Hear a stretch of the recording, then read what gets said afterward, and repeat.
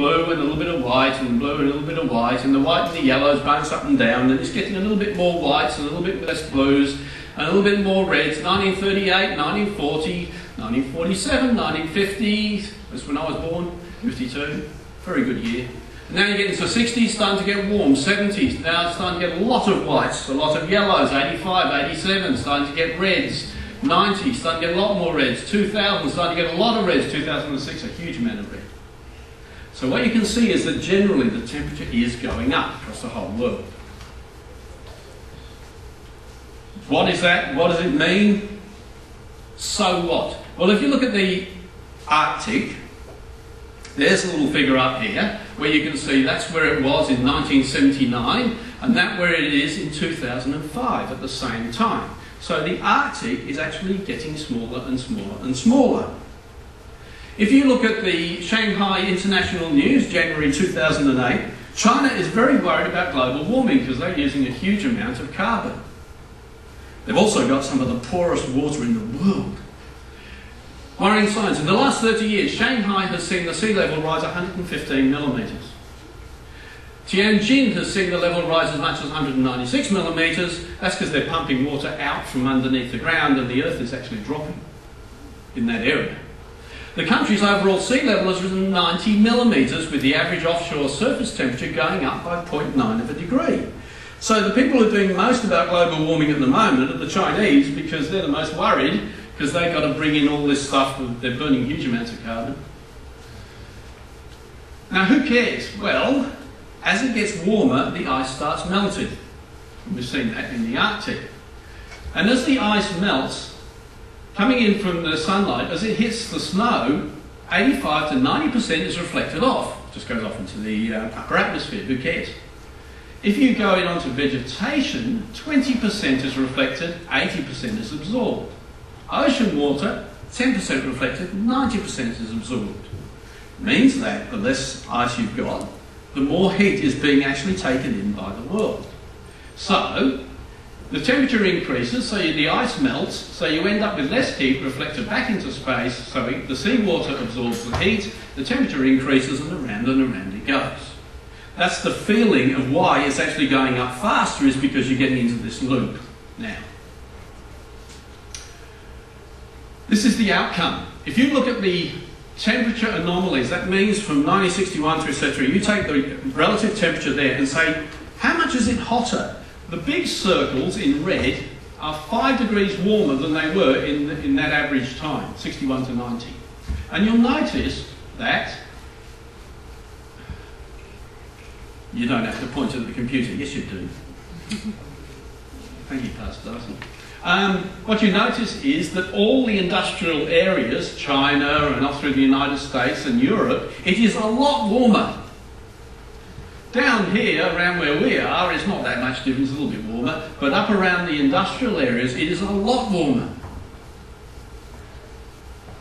So, what you're noticing is, we've got good friends in Denmark, Norway and Sweden, that is a glacier in the 1950s, and that's the same glacier today. So when people sit there, it's just like an ice cube, you put the ice in the water, and the ice melts and the water doesn't run over. That's perfectly good, but if the ice is above the sea level, then as the ice melts, it runs into the sea, doesn't it? Yes. And they're noticing that the glaciers are decreasing a lot in Europe. Last year, in the middle of winter, in Denmark, it was -20, and then for 1 week, it was +20. And then it dropped back to -20. All the flowers said, +20, out we go! And then it got to -20, frozen solid. They were very confused. And then things start to get really worse. Work carried out on sea temperature versus hurricane destructiveness says that as the temperature gets warmer, and we're not talking a lot warmer, a degree, the hurricane's destructiveness starts to increase. As somebody said, global warming is not about it's going to get warmer here or whatever. It's like taking a hose, a garden hose, and holding it a metre back and turning it on. And what happens? The hose does this. So the temperature starts to fluctuate a lot. It gets worse in some spots, hotter in other spots, and when you get the variations, like in hurricanes, it gets worse. So you end up with a lot of that. Floodings and all sorts of stuff as the global temperature goes up. And it may change the ocean currents. There was a documentary apparently about a few weeks ago on this, but you've got these global currents which go along, and this is warm water, goes up through there, burrows down, goes down at the bottom of the ocean basically, comes rattling through here, slowly gets warmer again and comes up through here. And this is the reason why England's warm and Europe's warm. The hot water equivalent at the top here, the air blows over it and keeps this area a lot warmer. They suspect that during the last ice age that there was a flood of water went into that area, just around here, around through Europe, and as a result this shut down and went across here. You no longer got warm water up there, so as a result they went into an ice age. They suspect. No one was alive at the time. So you've got these ocean currents. What it is the Earth is just balanced. There's things happening and whatever, and you wonder how much you have to change for things to go out of balance. Some observations. Climatologist Julia Cole states global warming occurs in jerks or jumps. It doesn't go nice and smoothly, it goes along, and you can imagine if you've got a glass of water with an ice cube in it, it would stay cold, but when that ice cube melts, the temperature starts to go up. Similar sort of thing. Between 1945 and 1955, the surface temperature of the tropical Pacific commonly dipped below 19.2 centigrade.